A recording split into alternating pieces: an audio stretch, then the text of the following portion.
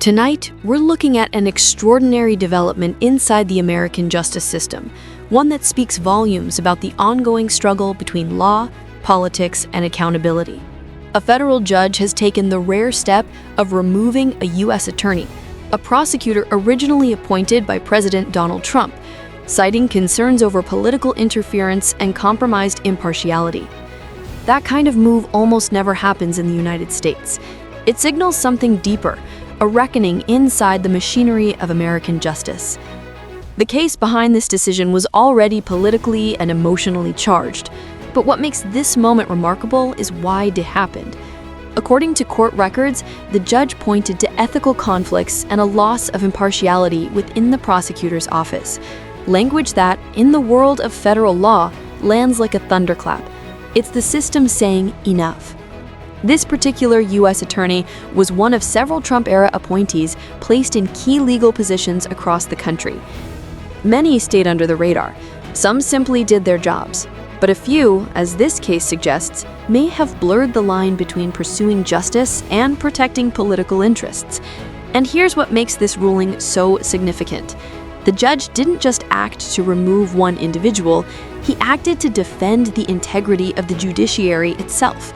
A reminder of how fragile that integrity can be in an age where partisan pressure often seeps into public institutions.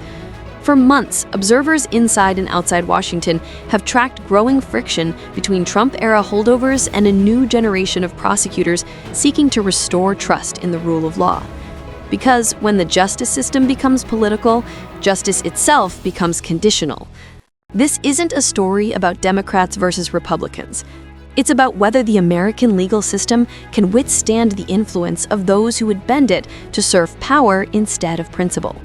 We've seen echoes of this before, inside the Justice Department, Inspector General offices, even intelligence agencies. It's part of a broader pattern, a network of political appointments designed less to uphold justice and more to consolidate control. And now, with this ruling, a federal judge has delivered a clear message. Accountability still exists. No one, not even those appointed under the banner of law and order, is immune from it. Let's put this in perspective.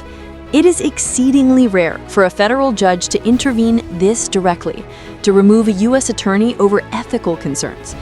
But that's exactly what happened, and the reasons spelled out in court have shaken the foundations of the legal establishment. This wasn't just a bureaucratic change, it was a decisive act. Judicial accountability in its purest form. The judge made it clear, this office belongs to the law, not to politics. Court transcripts reference breaches of impartiality and ethical duty. In plain terms, the prosecutor responsible for enforcing justice may have been distorting it. When a prosecutor's credibility collapses, it doesn't just taint one case, it undermines public confidence in the entire system. Behind this decision lies months of concern. Sealed filings, internal warnings, and growing doubt about whether justice was being served or staged. It takes remarkable courage for a federal judge to publicly declare loss of confidence in a prosecutor. That's not administrative housekeeping, that's a constitutional crisis moment. Yet the very fact that this happened proves that despite the damage, the system still retains a mechanism for self-correction. The judiciary, often the quietest branch of government, just spoke louder than anyone else. The rule of law still matters. Within the Department of Justice, this ruling will send ripples. Prosecutors across the country are watching closely, realizing that the old playbook, where political loyalty could shield misconduct, may finally be closing. But it's important to note that this didn't happen overnight. It's the product of years of erosion, where trust was gradually worn away by political appointments that blurred the line between service and partisanship. During the Trump administration, dozens of U.S. attorneys were chosen for ideological reliability rather than independence. Some resisted pressure, others, it appears, may have leaned into it. This ruling redefines the boundaries of accountability. It tells every future appointee, no matter who they serve under, that the badge of authority is not a shield against scrutiny. And for a justice system tested by politics, that message might be the most important one of all. It isn't just a duty, it's a responsibility, one that the courts will not hesitate to enforce when that trust is broken. And here's the hook. In an era where power so often protects itself, this ruling breaks that cycle. It's rare, it's bold, and it's deeply symbolic. Because when a federal judge removes a prosecutor, it's not merely about one official losing a position. It's about a justice system trying to reclaim its soul. This isn't the story of scandal. It's the story of reckoning, a reckoning that reminds us that justice, when it finally finds its voice, can still speak louder than politics. The decision to remove a Trump-nominated U.S. attorney has done more than disrupt a single courtroom. It has peeled back a layer of secrecy inside the American justice system, revealing just how fragile the boundary between law and politics has become. The Department of Justice, long regarded as a model of independence, now finds itself in the center of a storm not driven solely by partisanship, but by something deeper, a profound erosion of public trust. And tonight, that trust is on trial. On the surface, this may appear procedural, a judge making a hard but necessary call. But beneath that, the implications are far greater. This ruling underscores a collision between two competing visions of justice, one grounded in the rule of law, and another distorted by political loyalty. And when those two worlds collide, as they just have, the entire foundation of democratic accountability begins to shake. For years, legal experts have warned of what happens when prosecutors start viewing their role not as a sacred responsibility to the Constitution, but as an extension of political power. The Trump administration's approach to the Department of Justice blurred that line in ways the U.S. had rarely seen. It wasn't subtle, it was systematic. Loyalty to the president often outweighed loyalty to principle. And that kind of loyalty doesn't simply vanish when a new administration arrives. It lingers in offices, in decisions, in the institutional muscle memory of a system still struggling to rediscover its neutrality. This ruling exposes that struggle. It forces the country to confront an uncomfortable question. When justice becomes political, who is justice really for? According to court records and filings, the judge cited compromised impartiality and ethical breaches inside the prosecutor's office. In other words, the individual tasked with upholding the law may have been bending it. Think about that, because when a prosecutor's integrity collapses, it doesn't just stain a single case, it undermines confidence in the entire justice system. The move was not spontaneous. It was the culmination of months of sealed motions, internal reports, and rising concern over whether justice was being served or staged.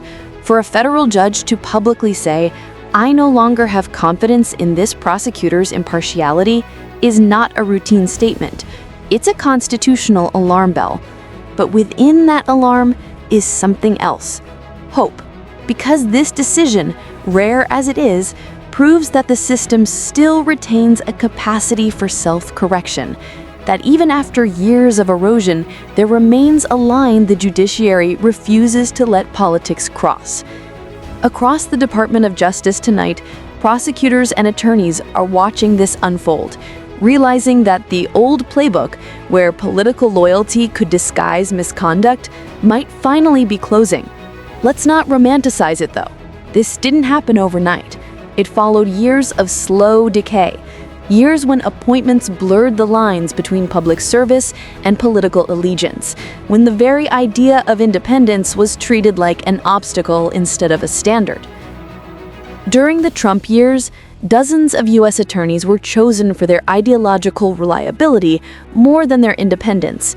Some resisted, some quietly did their jobs, but others, as this case now shows, may have allowed politics to tip the scales of justice. This ruling changes the calculus. It redefines the boundaries of accountability. It tells every current and future appointee, no matter which administration they serve, that authority is not immunity. The badge of office is not armor. It is instead a responsibility. And when that responsibility is abused, the courts will act. In a time when institutions often bend under political weight, this case stands as a rare moment of pushback, a reminder that the rule of law, though battered and tested, still has defenders within its own walls. This isn't just about one prosecutor. It's about whether this system itself can still draw the line between justice and power. And tonight, that line has been drawn firmly. It lingers in memos, in offices, in personnel decisions. And as this case makes clear, it surfaces in the choices that test what impartial justice really means. What makes this ruling even more significant is how it exposes a quiet battle inside the Department of Justice, a civil war of values. On one side, remnants of loyalty to a political past. On the other, those fighting to restore credibility and independence. This federal judge's decision tore back the curtain, revealing what many insiders already knew. Political interference in justice didn't disappear. It evolved. It learned to hide in the spaces between law and power, procedure and perception. And now that facade has cracked. This ruling forces a question every prosecutor should never have to ask. Am I serving justice or serving someone's agenda? If that question even exists, it shows just how much ground the institution has lost. For the American people, this moment isn't just a headline, it's a warning flare. Because when justice becomes selective, democracy becomes conditional. When prosecutors act like political operatives, every verdict becomes suspect. Every conviction starts to look like a transaction, and that perception alone is poison. The judge's phrase, compromised impartiality, carries devastating weight. In the world of law, it's a scarlet letter. It means the court no longer trusts that the prosecutor can separate duty from bias. That's not just a professional rebuke, it's an institutional alarm. But buried inside that alarm is a spark of hope, because the very fact that the judiciary pushed back, that a judge stood up to what he saw as political contamination, proves that the system still has reflexes. They may be weak, they may be slow, but they're alive. Moments like this define eras, the quiet correction that becomes a roar, the single courtroom decision that ripples through institutions. This isn't about humiliation. It's about purification. A weary democracy, bruised by cynicism, is showing signs of life. The system is fighting back. The law doesn't campaign, it doesn't tweet, but when it finally speaks, its words echo, steady, unwavering, and clear. Justice still lives here.